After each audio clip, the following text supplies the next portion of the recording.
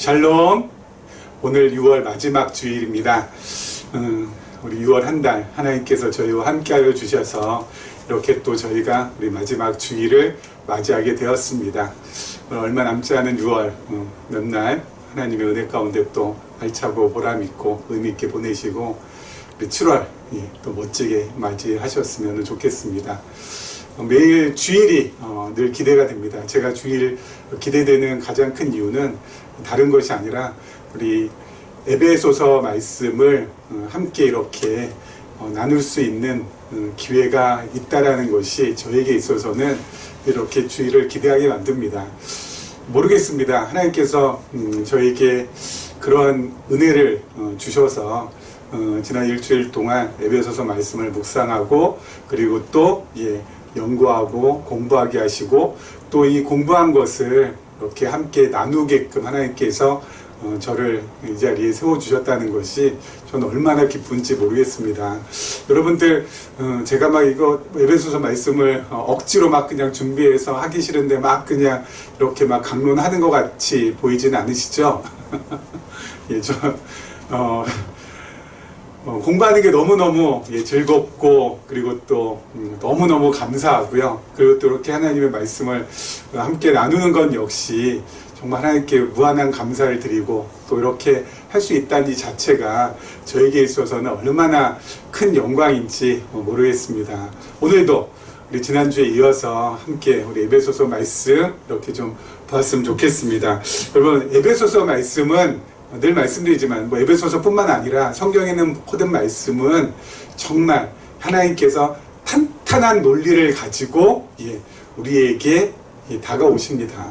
왜 그러냐면은요, 하나님께서 우리를 잘 설득하시려고 우리가 너무 우둔하고 어리석고 그리고 또 정말 무지하고 그러니까 하나님께서 우리를 잘 설득을 해야 될 거 아니겠습니까? 그래서 치밀한 논리로 성경 전체를 성경 기자를 통하여서 기록하게 하시고 그리고 이 성경 말씀을 통해서 우리에게 다가오십니다. 특별히 에베소서 말씀도 바울 사도를 통하여서 하나님께서 기록하게 하셨잖아요. 에베소서 말씀도 어때요? 그야말로 치밀하고 탄탄한 논리로, 그렇죠? 그렇게 기록이 되어져 있습니다.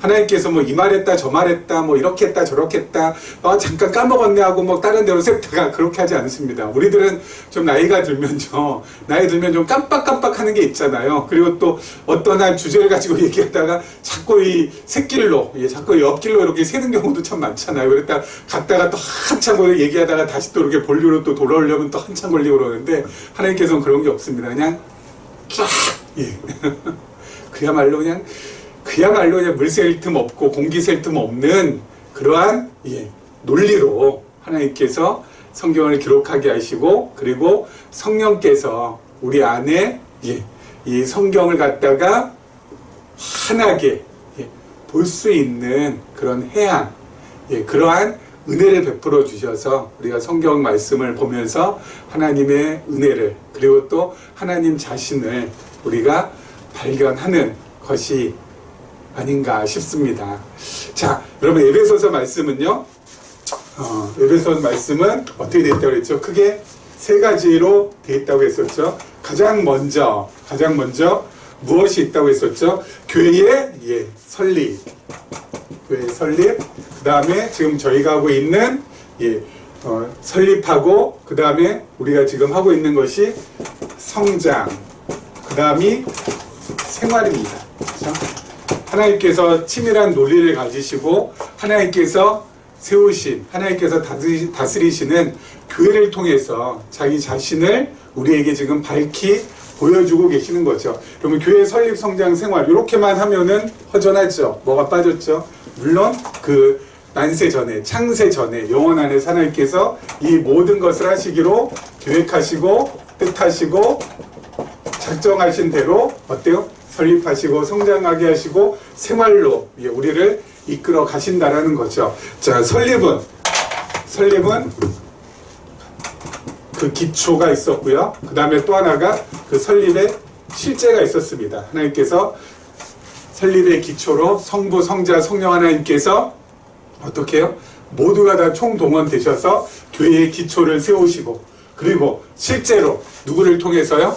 여러분과 저와 같은 이방인을 통해서, 또 여러분과 저와 같은 죄와 허물로 죽은 자들을 살리셔서 하나님께서 교회를 세우시고, 그 다음에 성장케 하시는데 가장 먼저 우리 지난 시간까지 했던 것이 진리로, 그렇죠?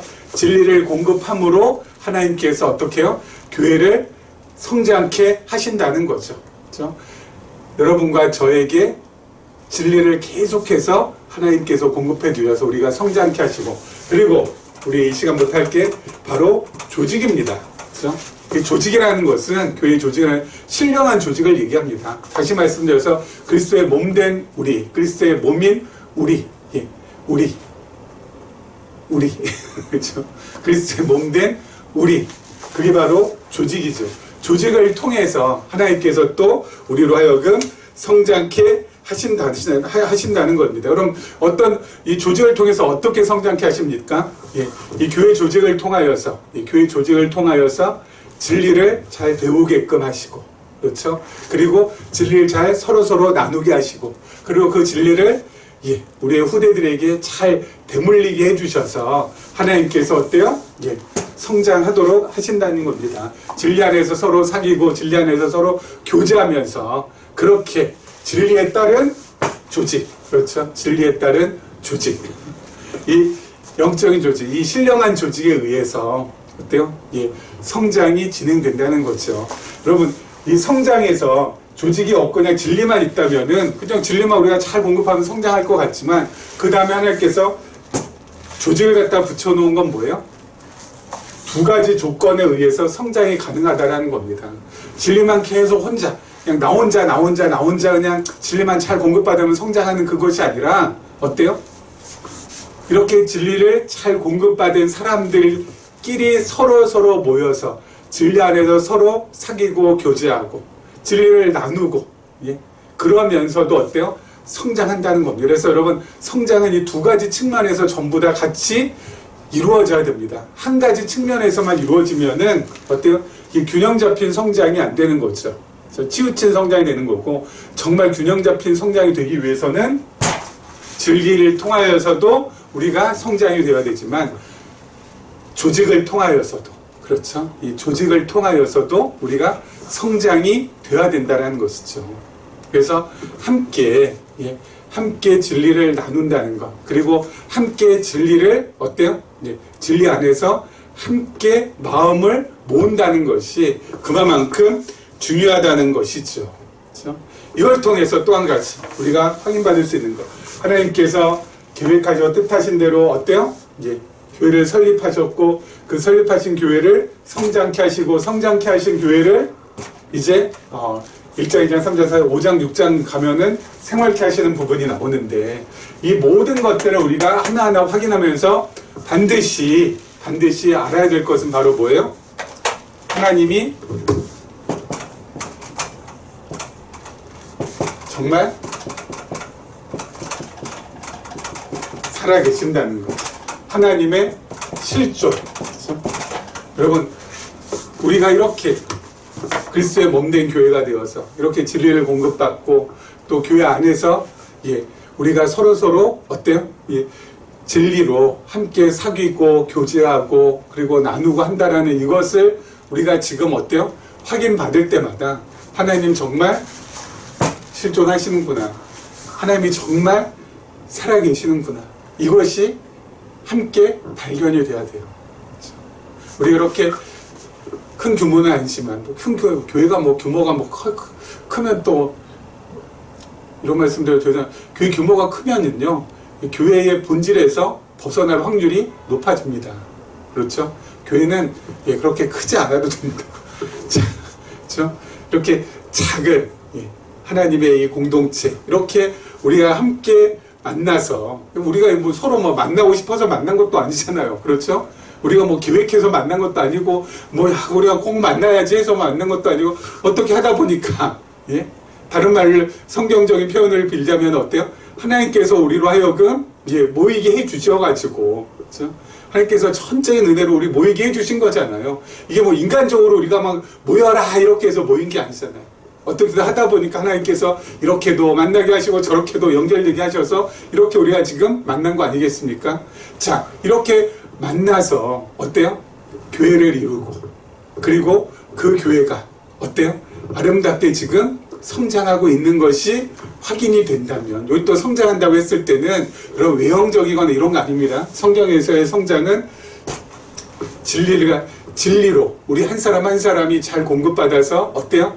우리의 믿음이 잘 지금 크고 있고, 그리고 정말 우리 한 사람 한 사람이 서로서로를 붙들어주고 서로서로를 위로해주고 서로서로를 지지해주고 서로서로를 권면해주고 그렇게 지금 하고 있다면은 이게 지금 성장하고 있는 거거든요.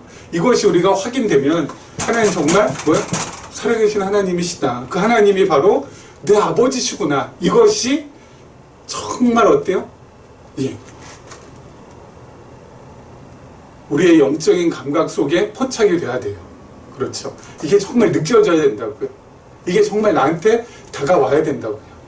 왜냐면은, 여러분, 이게 다가와야, 여러분, 하나님이 살아계신 것과 그 살아계신 하나님이 나의 아버지라는 것이 이게 확 다가오게 되면은, 여러분, 우리는 더 이상 걱정할 필요가 없는 인생이 되는 거거든요.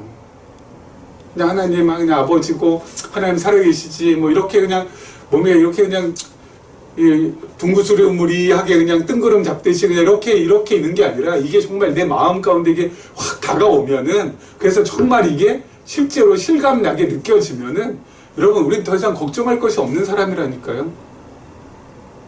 하나님 살아계신데, 예? 하나님 살아계신데, 그리고 그 살아계신 하나님이 내 아버지신데, 우리가 무슨 걱정할 게 있겠습니까? 그렇죠? 여러분, 대통령이 나의 이웃이다. 그래서 퍼스트 네이버 뭐 이런 말 쓰더라고요. 대통령이 나의 이웃만 되어도 어때요? 얼마나 든든합니까? 근데 살아계신 하나님이 나의 아버지시라고 한다면은, 여러분, 이건 그것과는 비교할 수도 없는 거죠. 우리가 여러 가지 걱정하잖아요. 돈 걱정도 하고, 자식 걱정도 하고, 그리고 나의 뭐 앞으로 어떻게 될 건지 장래에 대한 걱정도 하고, 건강 걱정도 하고, 또 더 나가서 나라 걱정도 하지 않습니까? 이런 걱정 왜 합니까? 가장 근본적인 원인을 파고 들어가면, 내가 왜 이런 걱정하고 있지 자꾸 파고 들어가면은 다른 것이 아니라 내가 하나님 노릇하게 되면은 그런 걱정을 하게 됩니다. 내가 하나님 노릇하면은 그런 걱정을 하게 된다고요. 왜 그런 걱정, 하나님 노릇하면 왜 그런 걱정을 하게 돼요? 내가 주인인 것으로 착각하니까. 돈 있고 없고도 나에게 달린 것이고, 자식 잘 되고 안 되고도 나에게 달린 것이고, 그리고 장래가 어떻게 펼쳐질지도 나에게 달린 것이고, 건강도 나한테 달린 것이고, 나라도 나한테 달린 것이다. 나라의 명운도. 내가 하나님처럼 주인 노릇 하려니까 그런 걱정하는 거거든요. 여러분, 아니에요. 예? 아니에요. 내가 하나님이 아니에요. 나는 뭐예요? 그의 자녀. 여러분, 자녀는 걱정이 없습니다. 왜요? 아버지 든든하신데, 예? 아버지 든든하신데 내가 걱정할 게 뭐 있어요? 돈 있고 없고, 이게 뭐 나에게 달려 있습니까? 하나님 아버지한테 달려 있죠. 그리고 자녀들, 내 자식들 어떻게 될지도 뭐예요? 나한테 달려 있는 거 아니잖아요. 하나님께 달려 있는 거잖아요. 하나님께 달려 있으면은 어때요? 그 걱정도 더 이상 필요 없는 것이고요. 건강 걱정도 하나님께 달려 있는 거죠. 내가 아무리 건강 관리 잘한다고 해도 하루 아침에 어때요? 하나님께서 불려가시려면은 하루 아침에 그냥 잠자리에서 일어나지 못하게 하시면은 하나님께서 불러가시는 거 아니겠습니까? 건강 걱정할 필요도 없고요. 다 어때요? 이거는 자녀가 할 걱정이 아니라 아버지께서 맡아줘야 될 걱정이고, 자녀는 그런 걱정하면 안 돼요. 자녀는 어때요? 그런 걱정은 다 아버지한테 맡기고, 우리는 어때요? 하루하루 편하게 살면 돼요. 편하게 살면. 나라 걱정, 나라의 명운도 뭐 우리 손에 달려있어요? 하나님 손에 달려있지. 하나님께서 망하게 하시면 망하는 거고, 흥하게 하시면 흥하게 하는 것이고, 모든 것이 그분의 뜻 안에 전부 다 달려있는데 그것을 그냥 끄집어 와서 내가 이거 어떻게 하면 좋지, 내가 이거 저거 어떻게 하면 좋지, 내가 한만 걱정 여러분 걱정을 산더미 같이 해서 그 모든 것을 다 해결할 수 있다면은 제가 정말 어때요? 예, 걱정 그야말로 히말라야 산맥에 버금갈 만큼 그렇게 많이 지어드릴 수 있다니까요. 그 큰 짐을. 근데 내가 아무리 걱정해도 어때요? 풀려요? 안 풀려요? 안 풀려요. 왜요? 그건 나의 통제 범위 밖에 있는 거예요. 전부 다. 하나님의 통제 안에 있는 건데 우리는 그냥 자녀로서 하루하루 살아가면 돼요. 과거에 우리 뭡니까? 이 보험성가 중에 내일 일은 난 몰라요. 그렇죠? 맞잖아요. 내일 일은 난 몰라요. 하루하루 살아요. 그렇죠? 불행이나 유행함도 내 뜻대로 안 돼요. 내가 불행해지고 싶다고 해서 그것도 어때요? 내 뜻대로 되는 거 아니고요. 유행이라는 것은 뭐예요? 행복을 얻고 싶은 거. 그렇죠? 행복 얻는 것도 내 뜻대로 안 된다. 다 불행, 행복 전부 다 행불행 전부 다 하나님 뜻대로 되는 거잖아요. 우리는 그냥 자녀로서 매일매일 마음 놓고 살아가면 돼요. 마음 놓고 그냥 살아가면 돼요. 하나님께서 있고 없고는 하나님 책임이고 하나님께서 어려하니 나를 나들게 하시기 위해서 뭐 없을 때 없게 하시고 있을 때 있게 하시고 하면서 나를 호련히 하나님께서 예비하신 길로 이끌어 가시지 아니할까 라는 그런 마음으로 좀 마음 놓고 하루를 좀 살아도 그렇게 좀 편안하게 좀 살았으면 좋겠다고요. 온갖 걱정, 근심, 염려 다 짊어지고 그건 여러분 교만입니다. 하나님과 같이 되고자 하는 그건 정말 교만 중에 최고의 교만이에요. 그렇잖아요. 걱정, 의심, 염려 그렇게 많이 하는 그 나의 모습은 그건 뭐야? 내가 하나님과 같이 되고자 하는 그런 모습의 또 다른 일면이라고요. 그러지 말자고요, 우리. 그렇게 쓰잘데기 없는 것 같다고 그렇게 그냥 끌어안고 살아야 돼요, 우리가. 예? 예? 자녀. 예? 물론. 예? 내비 아파서 낳았기 때문에 자녀 걱정할 수밖에 없죠. 하지만 여러분 우리는 자녀의 일생 가운데서 일부분만 살다가 가잖아요. 그렇죠? 그리고 나서 우리가 간 다음에 우리가 이 땅에서 머물다가 하나님 품에 안긴 다음에 우리가 이 땅에 부지하는 동안에 이 없는 동안에 자녀가 내가 바라는 그 기대 이상으로 잘 될지는 그거 장담 못 한다니까요. 부모가 이 세상에 없는 동안에 자녀가 잘 될 수도 있는 거잖아요. 그렇죠? 그래 안 그래요? 오히려 내가 있을 때보다 없을 때 자녀가 훨씬 더 나을 수도 있는 거잖아요. 그렇다면 내 생전에 자녀가 내 마음에 정말 흡족한 대로 만족하게끔 하는 대로만 잘해주면은 좋겠다는 것은 그것은 하나님 같이 되고자 하는 심보 아니고서야 무엇이겠냐 이거죠. 내가 하나님 품에 안긴 다음에 자녀가 또 정신 차리고 신앙생활 또 잘해서 그렇죠? 나의 신앙의 발자취를 잘 따라서 옳지 이런 그거는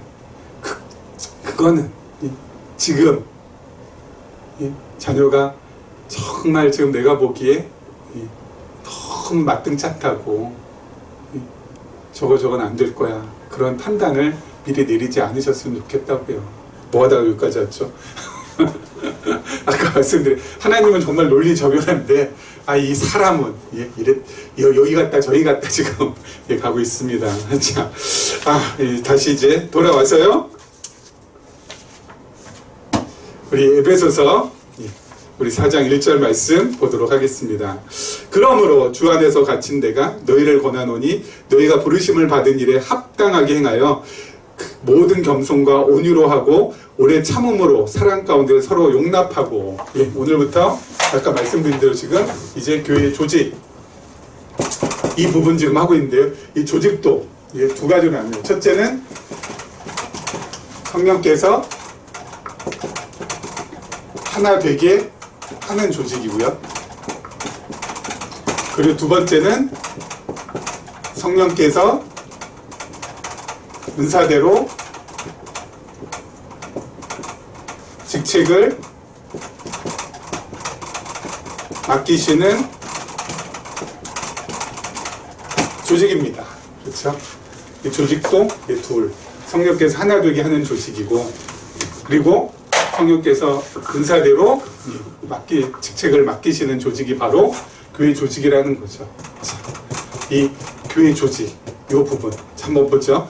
여러분 오늘 보면은요, 여기에 겸손, 온유, 오래 참음, 용납, 그렇죠? 요 네 가지 덕목은 혼자 살면은 뭐 이런 덕목 필요하지 않습니다. 내 마음 내키는 대로 살면 됩니다. 그렇죠? 근데 어때요? 함께 있을 때 필요한 덕목들이죠. 함께 있을 때 필요한 덕목. 겸손, 온유, 오래 참음, 그리고 용납. 그렇죠? 그렇죠? 함께 있을 때 필요한 덕목이에요. 아까 말씀드린 대로 우리는 신령한 조직입니다. 신령한 조직. 그렇죠? 신령한 조직이기 때문에 함께 있을 수밖에 없는 이 조직 안에서는 필요한 것이 겸손, 온유, 오래 참음, 용납. 그렇죠? 자, 교회는 아까 말씀드린 대로 그리스도의 몸이라고 했으면, 여러분 몸은 모양도 다르고 생김새도 다르고 그 기능들도 전부 다 다를 수밖에 없잖아요. 그렇죠? 다 다릅니다. 우리는 다 다른 사람들이 몸처럼 몸에 여러분 몸이 이렇게 딱 절반하면 이게 좌우 균형, 우리는 이렇게 좌우 대칭이 안 된다고 하잖아요. 그렇죠? 약간씩 어때요? 다 삐뚤어졌다고 합니다. 그렇죠? 코도 왼쪽 콧구멍, 오른쪽 콧구멍이 어때요? 그 크기가 똑같지 않잖아요. 그렇죠? 눈도 어때요? 이 오른쪽 눈, 왼쪽 눈이 똑같지 않잖아요. 다 다릅니다. 다 다릅니다.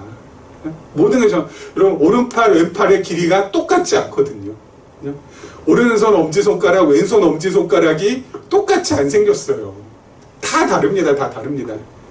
생김새, 그리고 그 기능도 저것도 다 다릅니다. 다 다릅니다. 이렇게 모두가 어때요? 다 달라요. 다 달라요.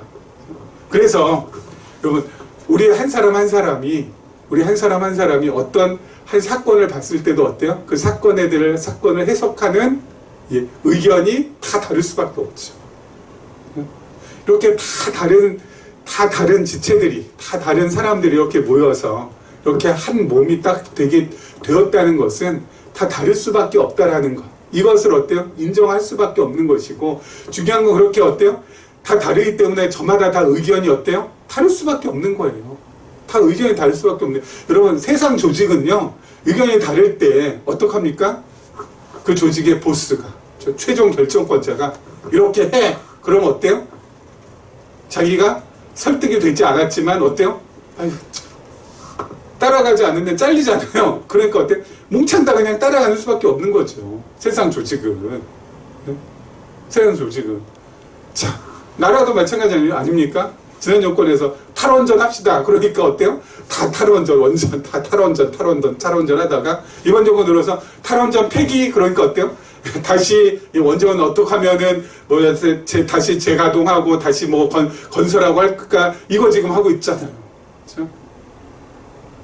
최종 결정권자에 따라서 보스에 의해서 마음에 내키지 않아도 어때요? 그냥 억지로 따라갈 수밖에 없는 거예요. 그게 바로 세상 조직은. 교회라는 곳은 그렇지 않죠. 다 다를 수밖에 없지만 그것을 어떻게 잘 서로 어때요?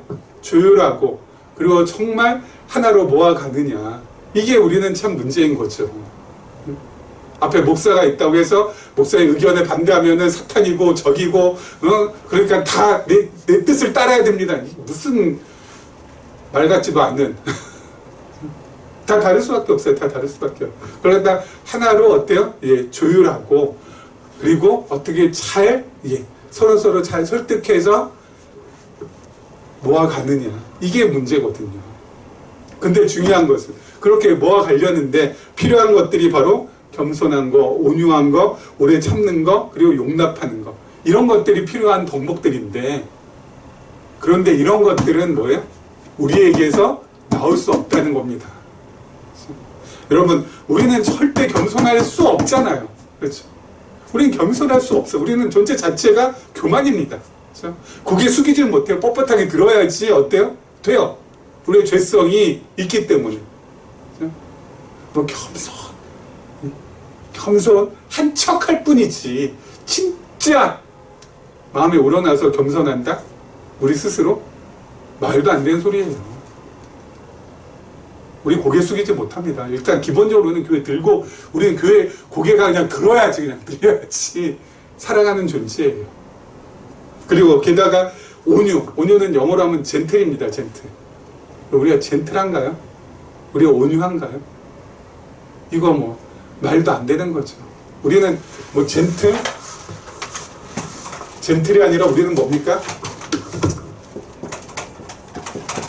젠틀보다는 우리는 뭐예요? 러프하죠. 거칠죠. 그냥 거칠죠. 어디 그냥 한번 해보자. 아주 투박하고 아주 거친 존재예요. 우리는 젠틀, 온유. 우리에게서 이런 것이 자생적으로 나올 수 없다니까요. 그리고 오래 참는 거, 여러분 이건 마찬가지예요. 여러분 기본적으로 우리는 어때요? 성질 다 급합니다. 오래 참는다? 못 참습니다. 오래 참는 거 우리 못한다니까요. 그리고 또 어때요? 서로 용납하는 거. 여러분 용납해 주려면 져줘야 되거든요. 여러분 우리는 무슨 수를 써든지 이겨 먹어야지 살지. 져준다? 말도 안 되는 거죠. 우리에게서 나올 수 없는 것들이에요. 그럼 이거 어떡합니까? 우리에게는 나올 수 없지만 우리 예수 그리스도께서 이것들을 예수 그리스도로부터는 어때요? 이것들이 나와요. 이런 덕목이. 예수님께서는 어땠어요? 겸손하셨습니다. 여러분 예수님께서 겸손하셨기 때문에 겸손하지 않았다면은 권력의 길로 가셨겠죠. 예? 근데 겸손하셨기 때문에 십자가의 길로 간 거 아니시겠습니까? 예수님 겸손하셨어요. 예? 왕좌의 길이 아니라 험하고 거친 십자가의 길로 가신 거. 그것만 봐도 우리 예수님 참 겸손하시구나. 우리 확인받을 수 있죠. 그리고 또 어때요? 온유하셨어요. 바나바를 내주고 저 예수를 죽이라고 많은 군중들을 외칠 때 예수님께서 온유하지 않고 러프하셨다면은, 거치셨다면 어때요? 하늘에서 다 벼락을 쳐가지고 그냥 저 무리들 다 그냥 몽창 다 그냥 불사르라고 하면은 끝난 거 아니겠습니까? 근데 어때요? 온유하셨어요. 젠틀하셨어요. 그렇게 안 하셨다고요. 그리고 또 오래 참으셨습니다. 십자가에 숨지실 때까지 매달려 계셨어요. 운명하실 때까지. 천사 보내서 나 십자가 못 박은 이 로마 군병들 그리고 저 아주 유대인들 저것들 그냥 싹 다 그냥 엎어버려 그랬으면은, 그리고 예수님께서 십자가에서 내려오실 수도 있었잖아요. 근데 어때요? 오래 참으셨다고. 그 고통과 그 모진 순환을 다 어때요? 참으셨다고요. 그리고 용납해 주셨어요. 십자가에서 우리를 위해서 져주셨다고요. 우리 이겨먹지 않으시고 우리 져주셨다고요. 우리에 대해서 예수님께서. 그렇죠? 이건 전부 다 어때요? 예수님으로부터 나올 수 있는 성품들이에요. 그렇죠? 우리에게는 이런 것이 절대 나오지 않지만 예수님께서 어때요? 이런 것들을 전부 다 어때요? 다 예수님으로부터 나올 수 있는 성품들이에요. 그래서 우리에겐 이런 것들이 전혀 없지만 예수님께서 우리에게 어때요? 찾아와 주셔서 우리 안에 와 주심으로 우리가 예수를 그리스도라고 알고 믿음으로 어때요? 예수께서 우리에게 찾아오심으로 우리 마음 가운데 예수의 영이 임함으로 어때요?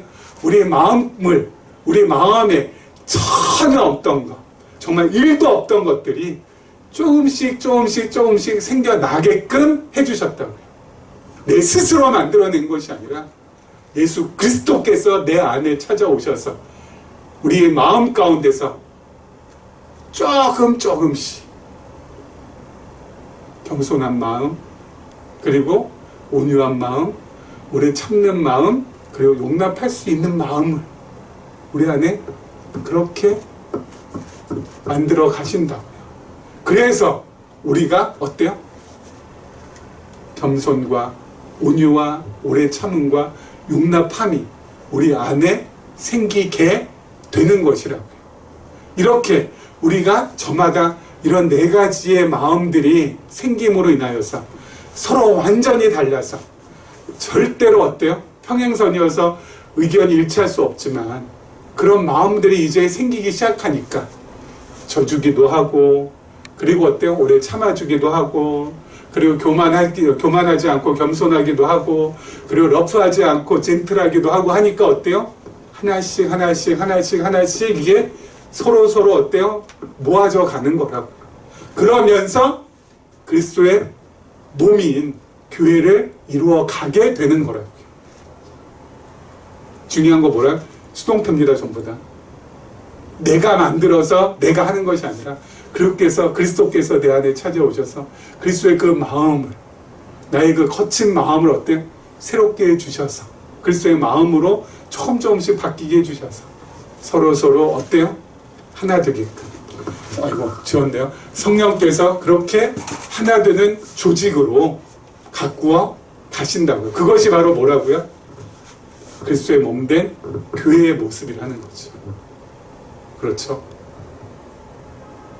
자, 그 다음에 한번 보겠습니다. 그 다음 절 3절 평안에 매는 줄로 성령이 하나 되게 하신 것을 힘써 지키라.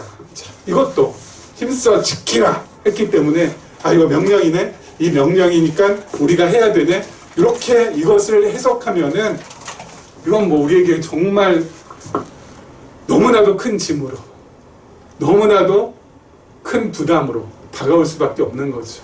여러분, 성경을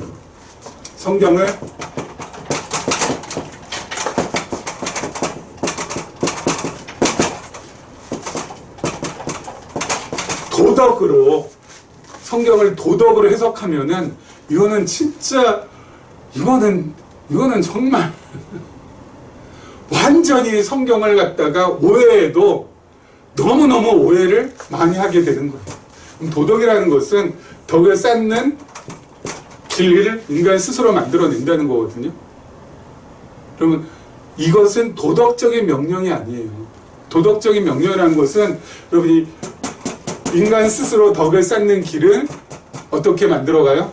명령에 의해서 만들어간다는 거거든요. 그 명령을 수행함으로. 그렇죠? 그래서 유교의 명령을 유교의 명령을 잘 따르면은 뭐가 돼요? 유생이 되는 거고, 그리고 불교의 명령을 잘 따르면은 불자가 되는 거잖아요. 그러면 성경의 명령을 이렇게 도덕적인 명령으로 잘 따르면은 예수님의 제자가 아니라 누구의 제자가 되는 거예요? 바리새인의 제자가 되는 거예요. 성경을 도덕적인 명령으로 오해해서 잘 따르면 바리새인의 제자가 된다고. 예수님의 제자가 되는 게 아니에요. 성경은 도덕적인 명령을 얘기하지 않아요. 성경은 도덕적인 명령을 갖다가 우리에게 요구하지 않는다고요. 이거는 완전히 잘못된 거. 그럼 도덕적인 명령을 요구해서 우리 그럼 뭐 어떻게 힘써 지키라 해서 힘써 지키는 척 할 뿐이에요. 여러분, 이것은 내 마음에 동해서 하는 게 아니라 그냥 이거는 뭐 부담을 갖다가 지워놨기 때문에 어쩔 수 없이 하는 거거든요. 여러분, 그것은 성경이 원하는 것도 아니고 하나님이 원하는 것도 아니에요. 예? 우리 골든 룰인가요? 골든 황금 룰. 그렇죠? 골든 룰. 예? 황금 룰이라고 해서 마태복음 7장에 나오나요? 예. 마태복음 7장 12절에 보면은 황금 룰, 기독교 황금 룰. 그렇죠? 해가지고 7장 12절에 대접받고자 하면은 나무에게 대접하라고. 이걸 또 명령으로, 이걸 도덕적인 명령으로 황금 룰이라고 또 딱 씌워놨네. 그래서 어때요? 대접하기 싫어도 억지로라도 대접하는 척이라고 해야 되는 거예요. 그러면 그것은 뭐예요? 이건 아니라고요. 그건 아니라고요. 그건 완전히 성경을 오해하는 거라고요. 잘못 해석해가지고 정말 하나님의 말씀을 인간의 말로 둔갑시켜 놓은 거예요. 성경의 모든 말씀들은 전부 다 뭐예요? 복음이라고요. 복음. 복된 소식. 그렇죠? 짐 지우는 게 뭐가 복이에요? 복은. 예? 사람 그냥 지식시키는 거지. 이 말씀이 복음으로 지금 와야 되는데 와닿지 않잖아요. 이 평안을 내는 줄로 성령이 하나 되시게 하신 것을 힘써 지키라. 힘써야 지켜야 되는데 이게 무슨 복음이냐. 도덕적 명령으로 보니까 완전히 어때요? 인간의 말로 둔갑이 되는 거죠. 여러분, 성경에 나오는 모든 명령은 도덕적인 명령이 아니라 뭐라고요?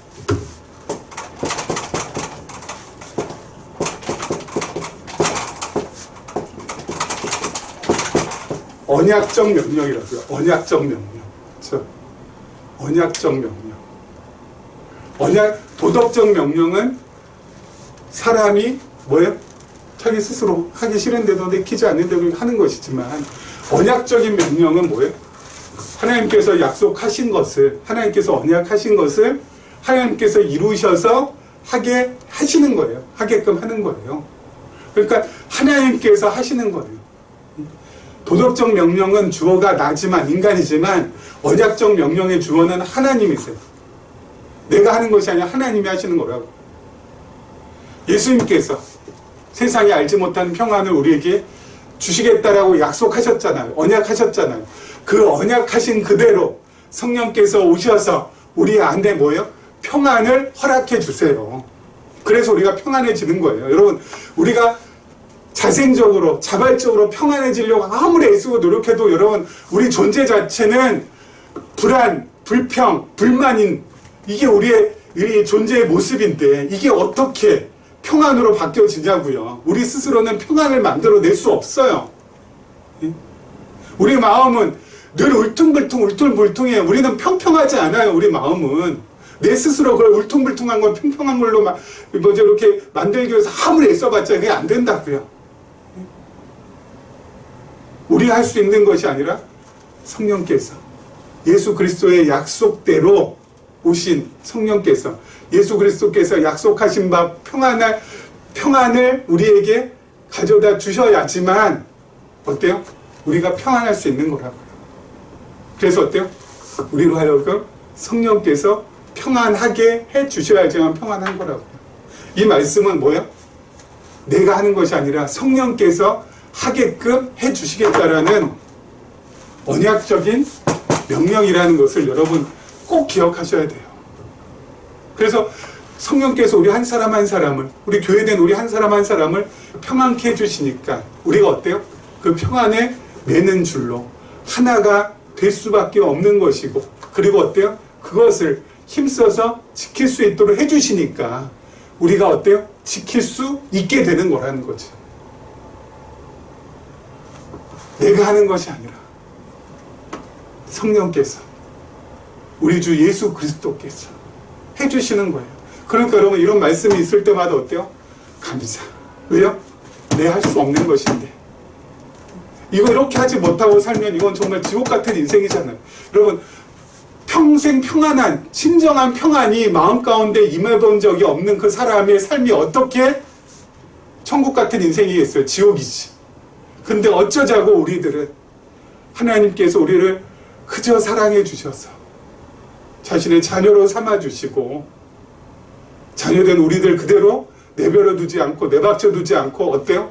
우리 마음을 성령께서 오셔서 평안으로 채워주셔서 우리가 이 세상에서 거칠게 살아가는 사람들처럼 살지 않도록 해주셔서 늘 젠틀하게, 온유하게, 겸손하게, 용납하면서 평안에 매는 줄로 하다가 되어서 살게 해주시다니. 여러분, 이 말씀 한 절만 딱 보더라도 감사가 나올 수밖에 없는 거거든요. 그렇게 감사가 계속 내 안에서 나오는 사람, 그렇게 감사가 늘 내 안에 넘쳐나는 사람, 여러분,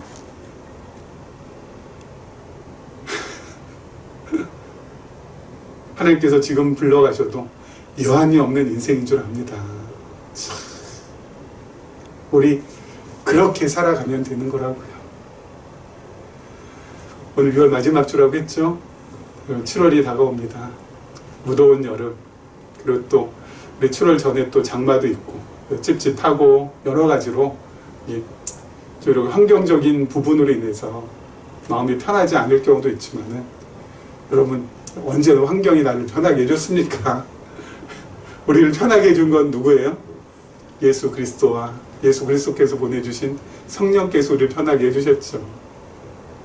그 그리스도 바라보며 그리고 그 성령님께 감사하며 7월을 맞이하시기를 주님의 이름으로 축원합니다.